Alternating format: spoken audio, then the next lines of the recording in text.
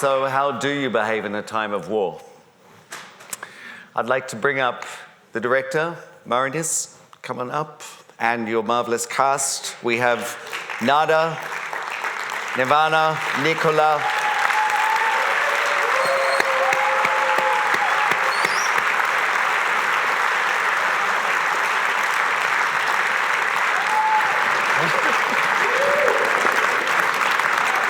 I just wanted to stay here. Okay. Congratulations. Congratulations. We have come in by digital means a photograph which I want you guys to be able to see. Can we have this photograph that we've discussed? This is your cast and crew screening in Belgrade. Those of them who could not be here with us, there they were. So they wanted you to know that they're watching the film in Belgrade. Come take a seat. You have to squeeze up a little, but we've tested it for fit. Great, thank you. So, a beautiful film, a disturbing film, a lot of powerful performances, great directing, thank you. Let's see what people are asking on Twitter. Okay. Dramatic tension. Yeah. I'm just choosing. Okay. Emil Harding asks, so why the silent black screen instead of an explosion? That's a directorial question. I think the absence made more impact than to show the event itself. Everyone knows what happens at that moment, I think. The silence was more powerful. Okay. To me, I thought that just to make Can you hear Marinus in the room? Not really. Can I have a sound check here, please, and just get Marinus's mic in the right place? We'll just ask someone to pop on it. Yeah, maybe that's better. Maybe this is better. How's that? Okay. Test, test. Thank you. There's no point having you up here if we can't hear you. Well, so the silence made more impact. Okay. This is something that I think maybe many people are asking, not just this person who tweeted this, but also across the cinemas across Europe. It's from Job Smit. Hi, Marinus. What's your personal relation to Belgrade? You're a Dutch guy. I mean, love brought me to Belgrade. Explain. Not enough. So I kind of grew into the country over the last, 9 years. My child is half Serbian. Okay. I've been coming there for a long time. I made several films there. So I started to know the people more, and there was something that really fascinated me about them that I wanted to make a film about. Why, I'm just going to add to that, why a film about this particular time of the city's long and beautiful history and complicated history in this case? Why this moment rather than perhaps a contemporary film about Belgrade? Well, there is something that I had when I was there, which has to do with I don't know how the intensity of the people or the passion of the people that made me wonder how people become who they are. And since there was this very intense recent history, I think that made people who they are. I wanted to explore that. That's great. You realize we are not bears with some. And they say rah rah, and he was delighted with that. And he said, "Okay, I'm gonna shoot the movie." Yeah. I think the approach, he realized you weren't, and now we do. Yeah. This is a question that's come through from Rosalie Ruadi, and it's for the actors, and it ties directly to this. Did shooting the film bring back many personal memories for you, or how did you cope with them? I mean, you're actually too young to have like an adult personal memories. It's 20 years ago, but what was the resonance, I suppose, of shooting the film, bringing back the past or exploring the past? For me, for me, the shooting wasn't that kind of reminding of what happened there. It was an opportunity for international career more than. You have to be practical. Yeah, you have to be practical. Oh, Nicola, you're done. For my 14 years of my life, I put this deep in my subconscious. And this is the first moment after 14 years that I remember everything. Right. So that's it. It's not so sad, but it's terrifying. Terrifying is, yeah. The most terrifying is the sound of alarm. That is the most terrifying for me. I was too young. I was 9 years old then. But you remember the But sound I of the alarm? remember in that time we were playing a lot, the all kids, and it was a great time for me. We didn't go to school, but the parents were pretty afraid in that time. But they take care of us. And, we didn't know a lot about the situation in the country. We just, how to say? Well, just, like you're getting on with your normal lives as kids. Yeah. But it was hard for me. Sorry, I interrupt you, No, but okay. my ego must stop you. The worst thing for me was because hold my neighbor at the moment when bombing started, go on a village, and hold my neighbor. It was just my family because we didn't have a village to go. And two old women, they didn't have a space in a car for them, so they leave them in a neighborhood. So it was really empty, like no people on the earth. Yeah. That was terrifying, really. A little bit like that shot at the end where your character walks around the carousel. That was the empty city. It was just empty. Yeah. Nobody there. Yeah. And Nada? I was 22 then. Can we have is this working? Well, it's brought up. We have sound. I'm passing it back to you. Well, I remember everything because I was 22 at the time. And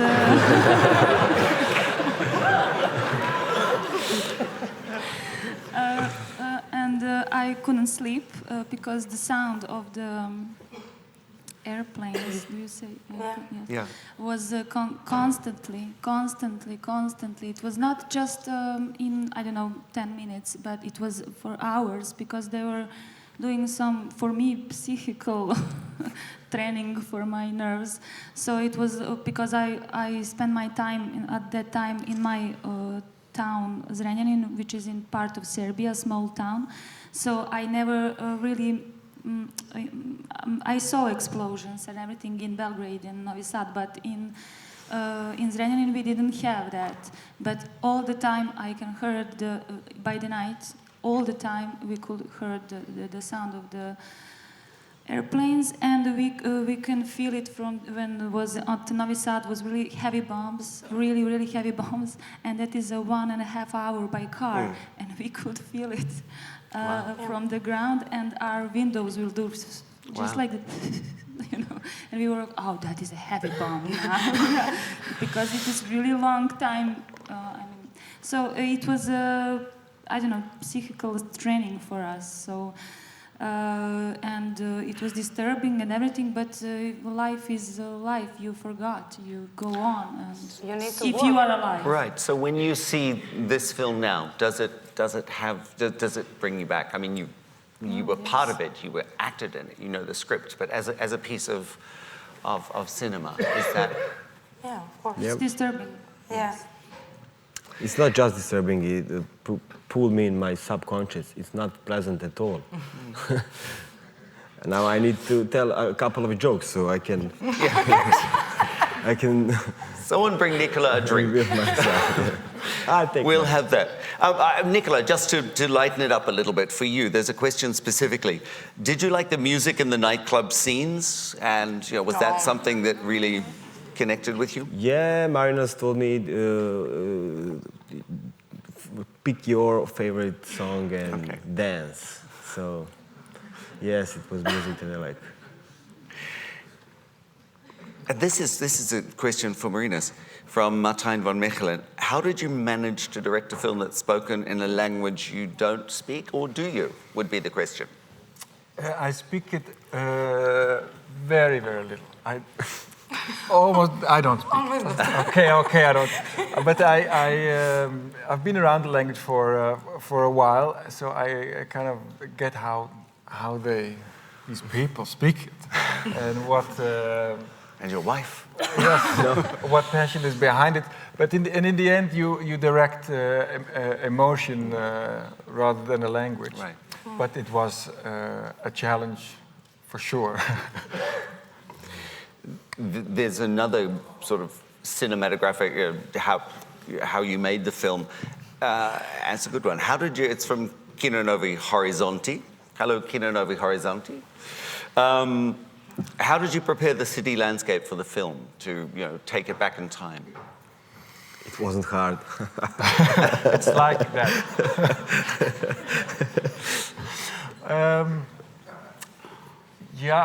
Throughout the years, walking around that city, I found the places which I thought they are good for the scenes that I want to have, and kind of have the feeling that I think I can imagine was there. And where it was needed, we added bomb building or with whatever, or we emptied it. But throughout walking through the town, I discovered where I wanted it to be. Yes, hands-on. Because that question came from Kino Novi Horizonti in Wrocław in Poland, I think we have a rather nice Instagram from them. Can we have the Instagram from our friends in Kino Novi Horizonti? There they are. Yeah. They are the clan of the tiger in Poland. Rawr. I like that. They've got a rawr hand. That's fantastic. The Polish are taking this really seriously. I like that. Okay, I really wanted to get that picture up there. Thank you guys in Wrocław. But coming back to the film, this is good. How many stories, again, from our friends in Wrocław, how many people's stories have you listened to before you settled or decided to tell the story of these particular characters? How did you find these characters? Before this film, I made a short film, Sunset from a Rooftop, which shows one night and kind of gives the feeling what it was like. Making that film and in the period after, the people that I got to know there, everyone was telling me stories of that time, and so it was many people over the years. People introduced me to other people. Everyone had something to say. Everyone had also a different take or a different memory or reality of that period. And I started to, characters started to form, and I saw this part of this character really fit to that, and I like to use that. So there were kind of a combination of people that I've known around me. And you found characters who had an entire array of responses to the situation and different generations. Yeah. That was important, not just to show, young people who were trying to, in a way, just, I suppose, get on with their lives. There was an older generation, your character who works at the TV station, has a more sober response to it. Yeah, and there is maybe because he's older, there is a sense of responsibility also towards definitely the younger generation around him.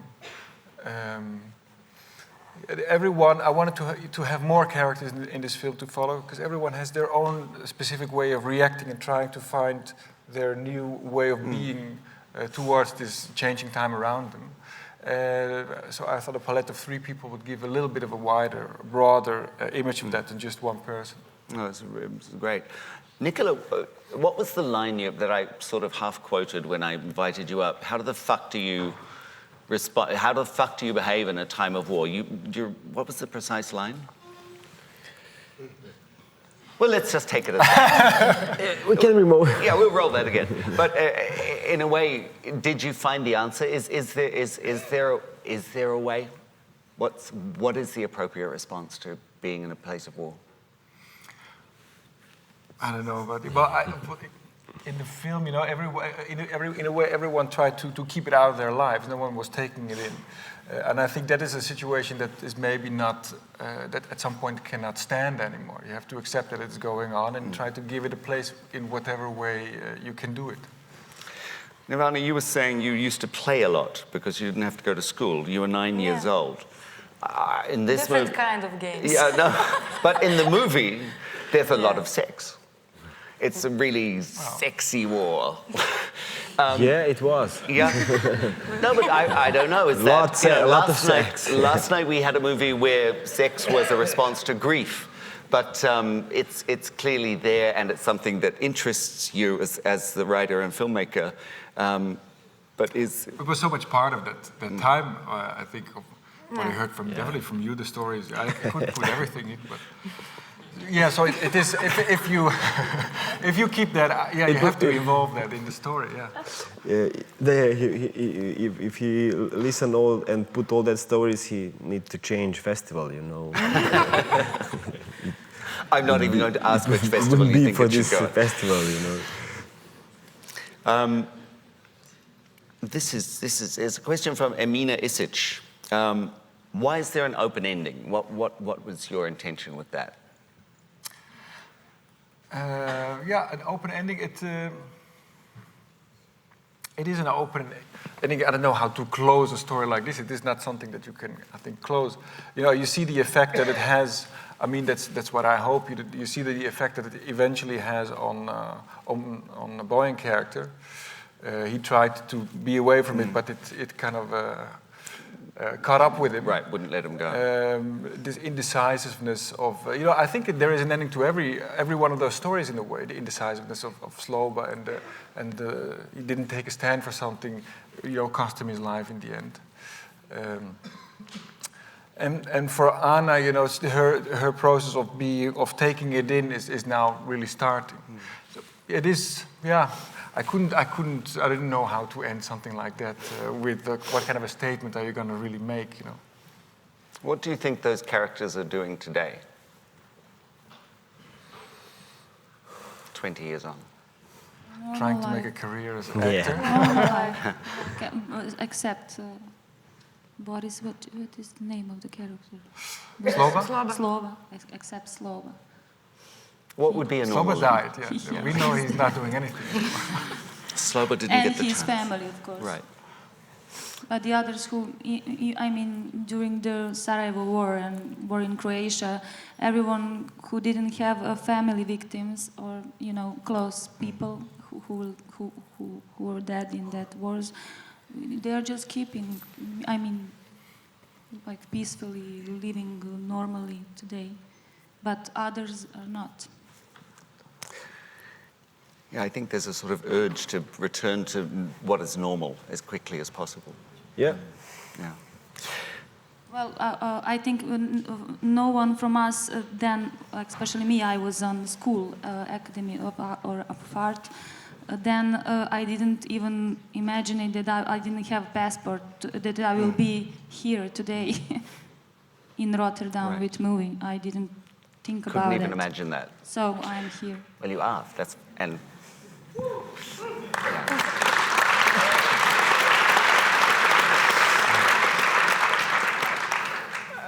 this is, yes, I'm going to ask this. Oh, it just popped somewhere else. Here it is. Marcel Verkijk asks, did you have any political views about the bombing which you wanted to point out by the making of this movie? So was there a strong political point of view that you hold? No. No, I didn't. But the one thing that I thought, news gives such a one-sided viewpoint on a situation. And I think if I think of how Serbia is known in Holland, if I would talk with people, they only know the highlights of the news of the war, of this murder they don't want to give, or there is beating of gays there, or something. That's just these things that are very popular to get into the news. Right. But I wanted to show a different. Look, they're really nice.